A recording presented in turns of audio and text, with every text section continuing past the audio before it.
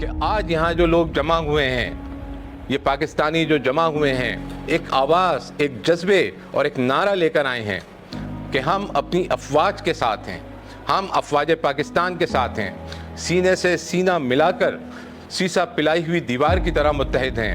ہر شخص یہاں صرف شناخت کے لیے نہیں بلکہ وفاداری کے اظہار کے لیے کھڑا ہے۔ غالباً ہمارے دشمن نے سوچا کہ ہم اندر سے کمزور ہو چکے ہیں۔ انہوں نے سمجھا کہ سیاسی اختلافات، معاشی مشکلات اور سوشل میڈیا پہ چلنے والے مذموم پروپیگنڈے ہمارے درمیان دراڑیں ڈال دیں گے۔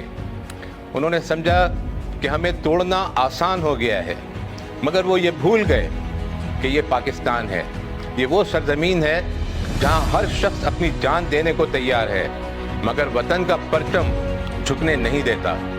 جب وقت آیا تو ہم سب نے مل کے ثابت کیا کہ نہ ہم کمزور ہیں، نہ ہم میں اتفاق کی کوئی کمی ہے، اور نہ ہم اپنے کسی بھی دشمن کو موقع دینے والے ہیں۔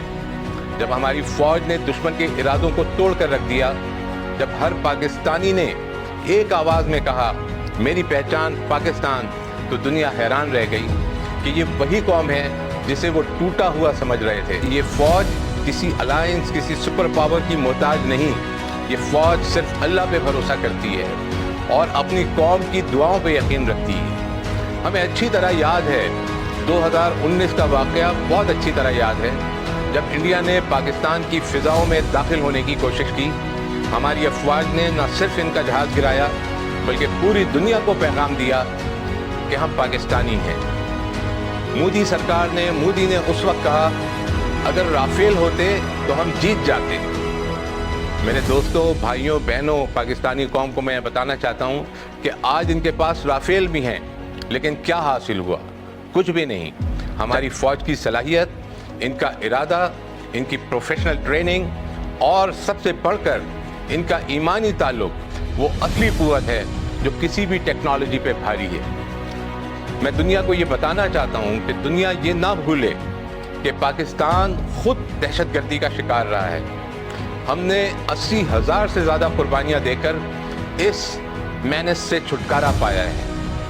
کیا یہ انصاف ہے کہ جس ملک نے سب سے زیادہ نقصان اٹھایا اس کو ٹارگٹ بنایا جائے؟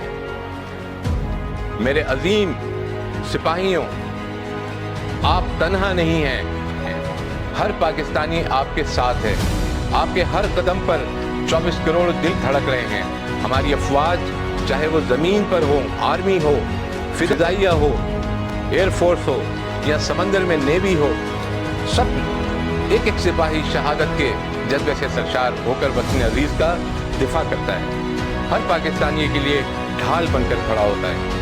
تو آج میں پاکستان کی عوام کی طرف سے پورے زور سے اس بات کا اظہار کرتا ہوں کہ ہم دعاؤں سے اور اپنے اتحاد سے آپ کی شیلڈ بنتے ہیں۔